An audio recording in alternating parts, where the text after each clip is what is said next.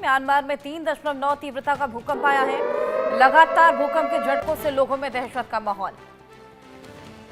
7.7 तीव्रता का वो एक भूकंप, चंद सेकंड्स का वो एक भूकंप, जिसके बाद तमाम बिल्डिंग्स धराशायी हो गई थी, जिसके बाद से लगातार म्यांमार में तनाव का माहौल बना हुआ है। लगातार आफ्टर शॉक्स वहां पर महसूस किए जा रहे हैं।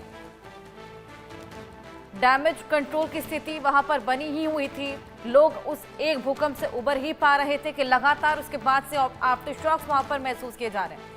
हमारे सहयोगी अजय जांडियाल हमारे साथ जुड़ गए हैं, उनसे और जानकारी लेंगे। अजय, क्या सीस्मोलॉजिस्ट अभी तक पता लगा पाए हैं कि इस तरीके से लगातार म्यांमार की धरती कांप रही है, जो आफ्टर शॉक्स महसूस किए जा रहे हैं, ये क्यों हो रहे हैं और इसका अंत कब तक होगा? देखिए हर्षा, ये एक बड़ी चुनौती कहा जा सकता है कि ये दुनिया के लिए है कि भूकंप को लेकर अभी भी कोई बड़ी टिप्पणी जो है नहीं की जा सकी, प्रेडिक्शन नहीं हो सकती। शायद यही वजह है कि दुनिया के बड़े विकसित देश भी जो है भूकंप के सामने बिल्कुल लाचार नजर आते हैं। म्यांमार में आज एक बार फिर से 3.9 तीव्रता का भूकंप जो है वो देखा गया है और इस भूकंप के बाद एक बार फिर से लोगों के भीतर जो है वो दहशत का माहौल है। हालांकि इसमें कोई शक नहीं कि आफ्टर शॉक जो है रहते हैं, क्योंकि 7.7 रिक्टर स्केल का भूकंप जो है कुछ समय पहले म्यांमार में, थाईलैंड में जो है महसूस किया गया था, जिसमें काफी तबाही जो है वहां पे हुई थी। कई लोगों की जान चली गई, हजारों लोग बेघर हो गए। और उसके बाद जब लगातार आफ्टर शॉक्स आ रहे हैं तो हर एक झटका जो भूकंप का है वो लोगों को डरा जाता है और लोगों को वही दहशत जो है वो दे जाता है।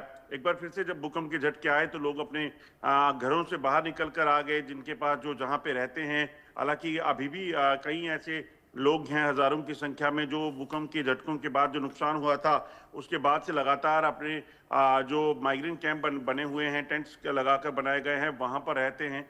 तो दहशत मगर लगातार है, क्योंकि लोगों ने वो मंजर देखा हुआ है जिसमें लोगों को जान गंवानी पड़ी थी। और अब लगातार जो है ये भूकंप के झटके जो आ रहे हैं वो इस चीज को लेकर चिंता दे रहे हैं कि क्या ये छोटे छोटे भूकंप के झटके रहेंगे या फिर एक बार फिर से जो बड़े झटके अगर वहां पे होते हैं, अगर रिक्टर स्केल पे उनकी तीव्रता को ज्यादा नापा जाता है तो वो बड़ा नुकसान जो है उनको दे सकते हैं। अजय, प्रशासन किस तरीके से तैयार है वहां पर? अभी तो जो 7.7 का जो भूकंप आया था उसका डैमेज कंट्रोल ही लगातार वहां पर किया जा रहा था। जिस तरीके से इमरजेंसी की स्थिति वहां पर बन गई थी उसकी तमाम तस्वीरें हमने दर्शकों को दिखाई, लेकिन उसके बाद लगातार आफ्टर शॉक्स वहां पर देखे जा रहे हैं। उसको लेकर क्या तैयारी है, क्या मेंटल प्रिपेयर्डनेस वहां पर की जा रही है?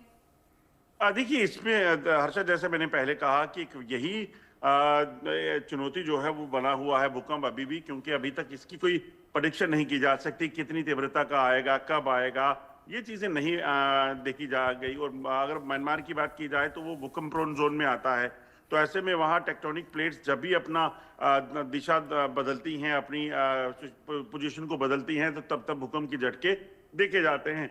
ऐसे में प्रशासन जो है सिर्फ लोगों को यही हिदायतें दे रहा है कि आफ्टर शॉक्स आने का खतरा बना हुआ है, ऐसे में लोग एहतियात बरतें, बड़ी बिल्डिंग से दूर रहें, ऐसी बिल्डिंग जो अनसेफ हैं उन बिल्डिंगों के पास ना रहें। ये तमाम जो कोशिशें की जा रही हैं, मगर जैसा आपने कहा कि अभी तक तो वो सिर्फ कहीं ना कहीं जो पहले भूकंप से नुकसान हुआ है उससे उभरने की कोशिश कर रहे हैं। अभी भी मलबा सड़कों पर पड़ा हुआ है, मलबा इलाकों में पड़ा हुआ है, जो बिल्डिंग धराशायी हो गई थी। अभी तक उनको जो है पूरे तरीके से समेटने का काम नहीं खत्म हुआ है कि लगातार भूकंप के झटके जो है वहां देखे जा रहे हैं।